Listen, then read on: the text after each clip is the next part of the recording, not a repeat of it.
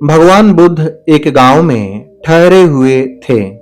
उस गांव के सम्राट के बेटे ने आकर दीक्षा ली। उस सम्राट के लड़के से कभी किसी ने न सोचा था कि वह दीक्षा लेगा। वह लंपट था, नीरा लंपट।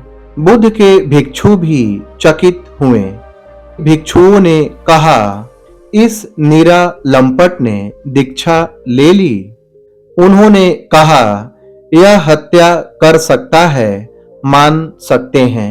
यह डाका डाल सकता है, मान सकते हैं। यह किसी की स्त्री को उठाकर ले जा सकता है, यह भी मान सकते हैं। पर यह संन्यास लेगा, यह कोई सपने में भी मान नहीं सकता।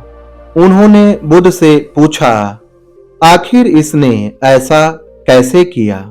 बुद्ध ने कहा, मैं तुम्हें इसके पुराने जन्म की कथा कहता हूँ। एक छोटी सी घटना ने आज के इसके सन्यास को निर्मित किया है। घटना छोटी सी है। उन्होंने पूछा, वह कौन सी घटना है, बताने की कृपा करें। तो बुद्ध ने कहा कि यह व्यक्ति पिछले जन्म में हाथी था, आदमी नहीं था, और जिस जंगल में रहता था हाथियों का राजा था। एक बार अचानक उस जंगल में आग लग गई। गर्मी के दिन थे, भयंकर आग लगी। सारे जंगल के पशु पक्षी भागने लगे। यह भी भागा। भागने के लिए एक पैर ऊपर उठाया, तभी एक छोटा सा खरगोश पेड़ के पीछे से निकला और इसके पैर के नीचे की जमीन पर आकर बैठ गया। हाथी के एक ही पैर ऊपर उठा था। उसने नीचे देखा और उसे लगा कि अगर मैं पैर नीचे रखूं तो यह खरगोश मर जाएगा। वह हाथी खड़ा खड़ा आग में जलकर मर गया। बस उस जीवन में इसने इतना सा ही एक महत्वपूर्ण काम किया था। उसका फल आज इसका सन्यास है। सन्यास लेने के बाद वह राजकुमार उस रात सोया। जहां 50,000 भिक्षु सोए हों, वहां अड़चन और कठिनाई स्वाभाविक था। फिर वह बहुत पीछे से दीक्षा लिया था। उससे बुजुर्ग सन्यासी थे जो बहुत बुजुर्ग थे। वे भवन के भीतर सोए थे। जो और कम बुजुर्ग थे वे भवन के बाहर सोए। जो और कम बुजुर्ग थे वे रास्ते पर सोए। जो और कम बुजुर्ग थे वे और मैदान में सोए। राजकुमार को तो बिल्कुल आखिर में जो गली राजपथ से जोड़ती थी बुद्ध के विहार तक, उसमें सोने को मिला। रात भर कोई भिक्षु गुजरता, उसकी नींद खराब हो जाती। कोई कुत्ता भौंकता, उसकी नींद टूट जाती। कोई मच्छर काटता, उसकी नींद टूट जाती। रात भर वह राजकुमार परेशान रहा।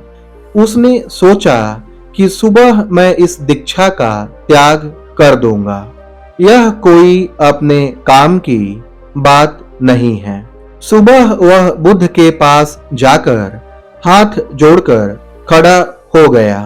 बुद्ध ने कहा, मुझे मालूम है कि तुम किस लिए आए हो। राजकुमार ने कहा कि आपको मालूम नहीं है कि मैं किस लिए आया हूं। मैं कोई साधना की पद्धति पूछने नहीं आया, क्योंकि कल मैंने दीक्षा ली। आज मुझे साधना की पद्धति पूछनी थी, लेकिन उसके लिए मैं नहीं आया। बुद्ध ने कहा, वह मैं तुमसे कुछ नहीं पूछता। मुझे मालूम है तुम किस लिए आए हो।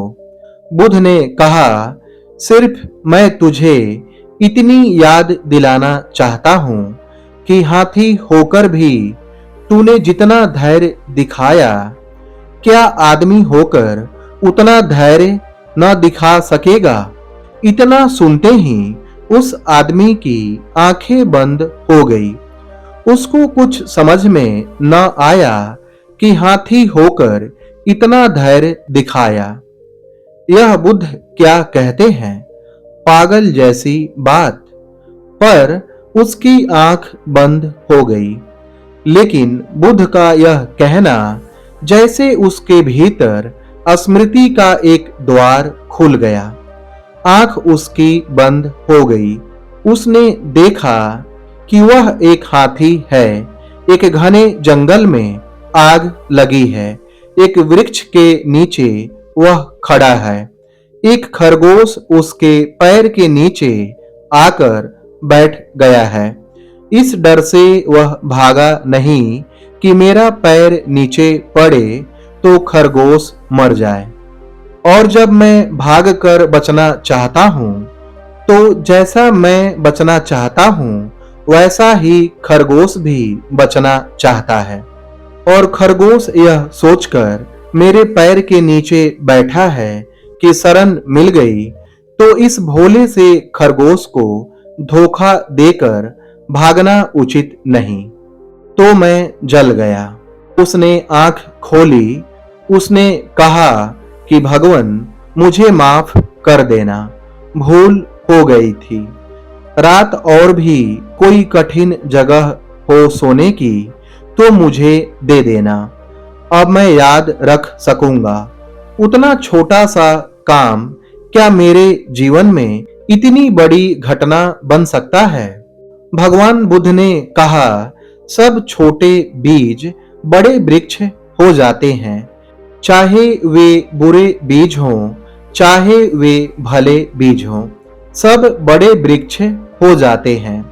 चूंकि हमें कोई पता नहीं होता कि जीवन किस प्रक्रिया से चलता है, इसीलिए कठिनाई होती है, नहीं तो और कोई कारण नहीं है। बुद्ध ने कहा, यह बीज तुम्हारे पिछले जन्मों का है। बीज कहीं पड़ा रहता है, चुपचाप प्रतीक्षा करता है। जैसे बीज गिर जाता है, फिर वर्षा की प्रतीक्षा करता है। महीनों बीत जाते हैं धूल में पड़े पड़े, हवाओं की ठोकरें खाते, फिर वर्षा की प्रतीक्षा चलती है। फिर कभी वर्षा आती है। शायद इन वर्षों में बीज भी भूल जाता है कि मैं कौन हूं। शायद बीज को पता भी नहीं रहता कि मेरे अंदर क्या पैदा हो सकता है। फिर वर्षा आती है, बीज जमीन में दब जाता है और टूटकर अंकुर हो जाता है। तभी बीज को पता चलता है। बीज भी चौंकता होगा यह जानकर कि मैं सूखा शाखा सा था। मुझ में इतनी हरियाली कैसे आ गई? मैं सूखा शाखा सा कंकर पत्थर मालूम पड़ता था। देखने पर मुझ में ऐसे ऐसे फूल छिपे थे, बीज को भी भरोसा न आता होगा। दोस्तों, यह कहानी कैसी लगी कमेंट सेक्शन में जरूर बताएं। वीडियो पसंद आई हो तो इसे लाइक करें, शेयर करें और चैनल को सब्सक्राइब करें। धन्यवाद।